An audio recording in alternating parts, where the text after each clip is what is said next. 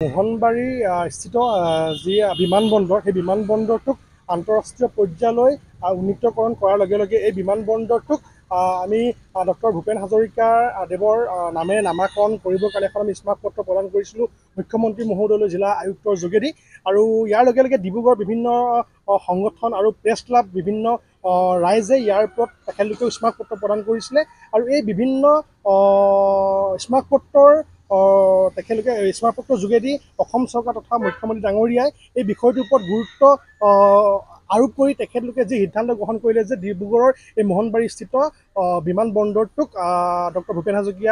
হাজৰিকা দেৱৰ নামত নামাকৰণ কৰা হ'ব। আৰু এই গোটেই বিষয়টোক লৈ কিনে অহাকালিলৈ যি এক বিশেষ অধিৱেশনৰ প্ৰস্তুত কৰিছে, গতিকে আমি নিশ্চয়কৈ ডিব্ৰুগড়বাসী হিচাপে আমি আনন্দিত হৈছোঁ। আশা কৰোঁ কাইলৈ যিখন অধিৱেশন অনুষ্ঠিত হ'ব সেই অধিৱেশনখনতে এই ডিব্ৰুগড়ৰ মোহনবাৰীস্থিত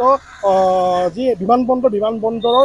ডক্টৰ ভূপেন হাজৰিকা নামেৰে নামাকৰণৰ কাৰণে এই বিষয়টো গুৰুত্বপূৰ্ণ স্থান পাব। আৰু সেই গুৰুত্বপূৰ্ণ বিষয়টো যেতিয়া কেন্দ্ৰলৈ তেখেতলোকে প্ৰস্তাৱ পঠিয়াব আৰু সেই প্ৰস্তাৱ কেন্দ্ৰই গ্ৰহণ কৰি অনুমোদন দিব বুলি আমি আশাবাদী। আশা কৰোঁ এই অসম চৰকাৰ আৰু কেন্দ্ৰীয় চৰকাৰৰ সিদ্ধান্ত মৰ্মে ডিব্ৰুগড়ৰ স্থিত এই মোহনবাৰী বিমানবন্দৰটো যাতে আন্তঃৰাষ্ট্ৰীয় বিমানবন্দৰলৈ যাতে উন্নীতকৰণ হয় আৰু ইয়াৰ লগে লগে যাতে ডক্টৰ ভূপেন হাজৰিকা নামেৰে যাতে নামাকৰণ হয় তাৰ আমি আশা কৰিছোঁ। ইয়াৰ লগে লগে এই গোটেই বিষয়টোক গুৰুত্ব সহকাৰে লৈ এক ধনাত্মক চিন্তাৰে পৰ্যালোচনা কৰাৰ কাৰণে আমি ছাত্ৰ সন্থাই ডিব্ৰুগড় জিলা ছাত্ৰ সন্থাই মুখ্যমন্ত্ৰী হিমন্ত বিশ্ব শৰ্মা সভাক আমি ধন্যবাদ জ্ঞাপন কৰিছোঁ। অসমৰ যিগৰাকী বিশ্ববৰেণ্য যিগৰাকী আমাৰ শিল্পী চৰ্দাৰ ভূপেন হাজৰিকা ডাঙৰীয়াৰ সোঁৱৰণত উত্তৰ পূৰ্বাঞ্চলৰ এটা অন্যতম গুৰুত্বপূৰ্ণ বিমানবন্দৰ ডিব্ৰুগড় মোহনবাৰী বিমানবন্দৰক আন্তঃৰাষ্ট্ৰীয় বিমানবন্দৰলৈ উন্নীত কৰাৰ লগতে ডক্টৰ ভূপেন হাজৰিকা আন্তঃৰাষ্ট্ৰীয় বিমানবন্দৰৰ নামেৰে নামাকৰণ কৰাৰ কাৰণে আমি দাবী উত্থাপন কৰিছিলোঁ বৃহত্তৰ ডিব্ৰুগড় প্ৰেছ ক্লাবৰ জৰিয়তে। আৰু এই স্মাৰকপত্ৰ আমি অসমৰ মুখ্যমন্ত্ৰীলৈ দিয়াৰ উপৰি দেশৰ প্ৰধানমন্ত্ৰী আৰু দেশৰ যিটো বিমান সেৱা প্ৰাধিকৰণ আছে তেওঁলৈ লগতে আমি ৰাষ্ট্ৰপতিলৈ আমি প্ৰেৰণ কৰিছিলোঁ। আৰু আমাৰ এই স্মাৰকপত্ৰ প্ৰেৰণ কৰাৰ পাছতেই আমাক পৰৱৰ্তী সময়ত ডিব্ৰুগড় জিলা আয়ুক্তৰ কাৰ্যালয়ৰ পৰা আমাক জনাইছিল সমগ্ৰ বিষয়টো। আৰু আমাৰ যিগৰাকী স্থানীয় বিধায়ক তথা মন্ত্ৰী ডাঙৰীয়া আমাৰ সৈতে যোগাযোগ কৰি তেওঁ জানিবলৈ দিছিল যে আপোনালোকৰ স্মাৰকপত্ৰ প্ৰদানৰ পাছতেই এই বিষয়টো সন্দৰ্ভত অসম চৰকাৰে এখন কেবিনেট বৈঠক আয়োজন কৰিছিল। আৰু এই কেবিনেট বৈঠকৰ জৰিয়তে এটা প্ৰস্তাৱ গ্ৰহণ কৰিছিল যে মোহনবাৰী বিমানবন্দৰক আন্তঃৰাষ্ট্ৰীয় বিমানবন্দৰ হিচাপে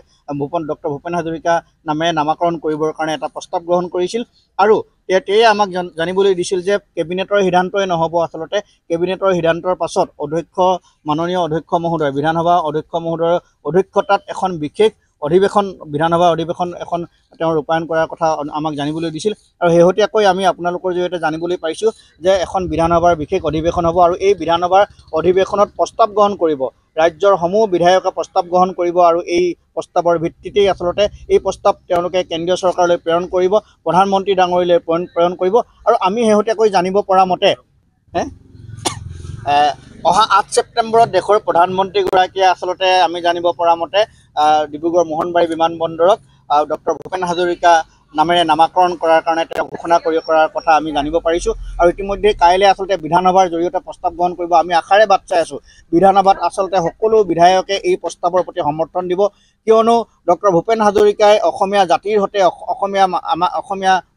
অসমীয়া মানুহৰ কাৰণে যি আচলতে আন্দোলন কৰি গ'ল, যি সাংস্কৃতিক আন্দোলন কৰি গ'ল, আৰু এই সাংস্কৃতিক আন্দোলনক জীৱিত কালত আচলতে তেওঁৰ যথাযোগ্য স্বীকৃতি নাপালে, সন্মান নাপালে, যাৰ পৰিপ্ৰেক্ষিতত আমি বৃহত্তৰ ডিব্ৰুগড় প্ৰেছ ক্লাব আৰু লগতে যিহেতু মই সাহিত্য সভাৰ সৈতে জড়িত হৈ আছোঁ, ডিব্ৰুগড় সাহিত্য সভাৰ সম্পাদক হিচাপে আমি মেম'ৰেণ্ডাম দিছিলোঁ। আৰু আমিয়ে নহয়, আমাৰ পৰৱৰ্তী পৰ্যায়ত আমি দেখিবলৈ পাইছিলোঁ আছুকে ধৰি বিভিন্ন ধৰণৰ জাতি জনগোষ্ঠীয় সংগঠনে এই একেটা দাবীৰ ভিত্তিতে স্মাৰকপত্ৰ প্ৰদান কৰিছিল। আৰু অৱশেষত আমাৰ এই দাবীক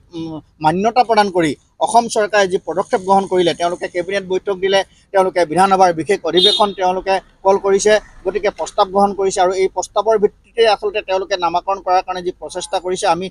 সঁচাই আমি ধন্যবাদ কৃতজ্ঞতা জ্ঞাপন কৰিছোঁ। আৰু বিশ্ববৰেণ্য শিল্পীগৰাকী আজি অসমে নহয় বা ভাৰতে নহয়, আন্তঃৰাষ্ট্ৰীয় বিভিন্ন দেশ বিদেশৰ লোকে আচলতে ভূপেন হাজৰিকা কোন, তেওঁৰ আদৰ্শৰাজি কি আছিল, তেওঁ কেনেধৰণে সাংস্কৃতিক আন্দোলন গঢ়ি তুলিছিল অসমীয়া জাতিক আগুৱাই নিয়াৰ ক্ষেত্ৰত, আচলতে এয়া জানিব পাৰিব। আনন্দিত আমি যোৱা 31 মে তাৰিখে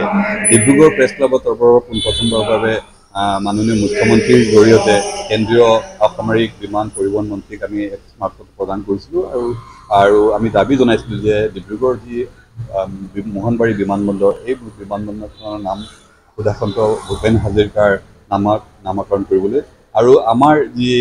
দাবী এই দাবীৰ প্ৰতি সন্মান জনাই ইতিমধ্যে অসম চৰকাৰে তেওঁলোকে কেবিনেটত সিদ্ধান্ত গ্ৰহণ কৰিছে ডক্টৰ ভূপেন হাজৰিকাৰ নামেৰে নামাকৰণ কৰা হ'ব ডিব্ৰুগড় মোহনবাৰী বিমানবন্দৰ আৰু ইতিমধ্যে তাৰ বাবে 9 তাৰিখে ইতিমধ্যে এক বিধানসভাৰ অধিৱেশন বিশেষভাৱে আয়োজন কৰা হৈছে বুলি আমি গম পাইছোঁ আৰু এই অধিৱেশনতে বিধানসভাতে যিহেতু এই যিটো সিদ্ধান্ত তেওঁলোকে কাৰ্যকৰী কৰাৰ ক্ষেত্ৰত তেওঁলোকে নিজৰ পৰৱৰ্তী তেওঁলোকে প্ৰক্ৰিয়া আৰম্ভ কৰিব গতিকে আমি আশা কৰিছোঁ অহা 8 ছেপ্টেম্বৰ তাৰিখে ভূপেন হাজৰিকাৰ যি জন্ম শতবাৰ্ষিকী পালন কৰাৰ যি দিন আৰু সিদ্ধান্ত গ্ৰহণ কৰিছে অসম চৰকাৰে সেইদিনাই এই ভূপেন হাজৰিকাৰ নামেৰে নামাকৰণ কৰা হ'ব ডিব্ৰুগড় মোহনবাৰী বিমানবন্দৰ বুলি আমি গম পাইছোঁ গতিকে আমি খুব ভাল পাইছোঁ আমি খুব আনন্দিত আমি ধন্যবাদ জনাইছোঁ অসম চৰকাৰক কেন্দ্ৰীয় চৰকাৰ মই আপোনাৰ ডিব্ৰুগড় প্ৰেছ ক্লাবক মোৰ ফালৰ পৰা মই অভিনন্দন জনাইছোঁ কাৰণ তেখেতসকলে আমাৰ ডিব্ৰুগড়ৰ বিশেষকৈ এয়াৰপৰ্ট ৰিলেটেড কথা লৈ পেলাই বহুদিনৰ পৰা বহুতখিনি কথা চিন্তা চৰ্চা কৰি আছে আৰু বিশেষকৈ যে ভূপেন হাজৰিকাৰ নামত হ'ব লাগে বুলি যিটো তেখেতসকলে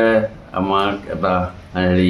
মেমৰেণ্ডাম দিছিলে আৰু সেইটো বিষয়ে আমাৰ মুখ্যমন্ত্ৰী মহোদয়ে যথেষ্ট গুৰুত্ব সহকাৰে ল'লে